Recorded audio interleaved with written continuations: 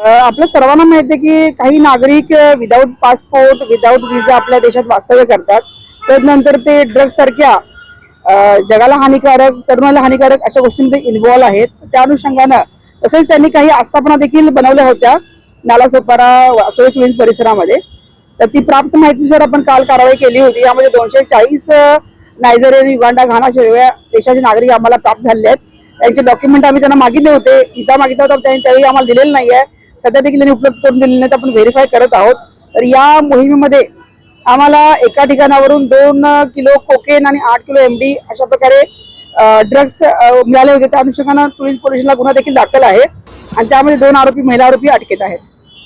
नक्कीच आपल्याला प्रत्येक भाडेकरूला ठेवताना घर मालकाला पोलिसांचं व्हेरिफिकेशन करणं, पोलिसांना इन्फॉर्म करणं क्रमप्राप्त आहे, बंधनकारक आहे. बऱ्याच ठिकाणी हे ब्रीच झालेलं आहे. सर्व केसेसमध्ये कुठल्याही मालकांना आम्हाला कळलेलं नाही आहे. त्यावर देखील उचित कलमांतर्गत कारवाई होणार आहे.